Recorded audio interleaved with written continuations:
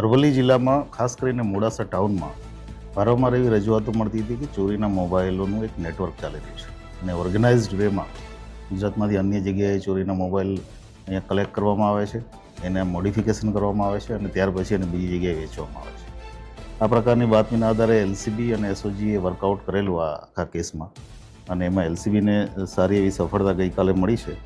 અમે ટોટલ 4 આરોપીઓ આમાં પકડ્યા છે. અત્યારે મુખ્ય આરોપી જે છે એ અમદાવાદનો છે, તિલ્લી કરીને મોહમ્મદ હુસૈન ઉર્ફે તિલ્લી, કે જે અમદાવાદના અલગ અલગ એરિયામાંથી અલગ અલગ જગ્યાએથી મોબાઈલની ચીલ ઝડપ અથવા ચોરી એ કરી અને અહીંયા જે બીજો આરોપી છે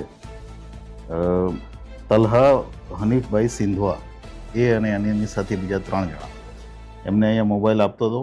અહીંયા આવ્યા પછી મોબાઈલના એક પર્ટિક્યુલર સોફ્ટવેરની મદદથી એને IMEI નંબર ચેન્જ કરવામાં આવતા હતા.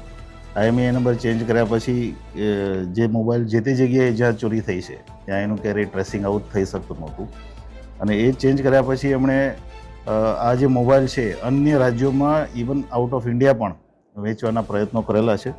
એની આગળની તપાસ અમારી ચાલુ છે. અત્યાર સુધીમાં અમે ટોટલ 9 લાખનો મુદ્દામાલ આમાં રિકવર કર્યો છે. 40 જેટલા મોબાઈલ અમને અત્યારે મળ્યા છે આમાં અને આગળની તપાસ જે છે એલસીબી કરી રહી છે. આગળની કાર્યવાહી ચાલુ છે. લક્ષ્મી માર્કેટ એક આવું મોબાઈલ ચોરીના મોબાઈલ વધારે આવતા હોય છે, તો આ જગ્યાએ આ લોકોએ વેચાણ કર્યું છે એવું પૈસા સામે આવ્યું છે? અમે અત્યારે આખી ટ્રેલ કાઢી રહ્યા છીએ, કેમ કે આની પહેલાં પણ લગભગ 1.5 મહિના પહેલાં અમે 100 મોબાઈલ અલગ અલગ જગ્યાએથી એસઓજી દ્વારા પકડવામાં આવેલા અને આજે પણ અમને 40 મોબાઈલ મળ્યા છે. મોટાભાગના જે મોબાઈલ છે એન્ડ્રોઈડ ફોન છે, પણ અમે આગળની તપાસ એની ટ્રેલ ક્યાં ક્યાં જઈ રહી છે અને આખી ઓર્ગેનાઇઝડ ગેંગ કેવી રીતે કામ કરે છે એની તપાસ વધારે કરશું, પછી જ આપને વધારે વિગત આપી શકીશ. આ મોબાઈલના ઉપયોગથી કોઈ ક્રાઇમ અને અંજામ આપે અથવા કોઈ કોલ સેન્ટરથી લોકોની છેતરપિંડી કરતા એવું કઈ તપાસમાં? પ્રાથમિક તપાસમાં હજી સુધી એવી વિગતો નથી મળી કે આપણે ડાયરેક્ટ કોઈ આ મોબાઈલનો સીધો પોતાની ઓલા માટે ઉપયોગ કર્યો હોય. એમનો મેઇન હેતુ હતો આ મોબાઈલ IMEI નંબર ચેન્જ કરીને વેચી દેવાનો. બની શકે કે આગળ આમાં ક્યાંય આગળ વધારાના પુરાવા મળે કે જેમાં ક્રાઇમમાં મોબાઈલનો ઉપયોગ થયો તો પણ એ તપાસમાં લઈશું.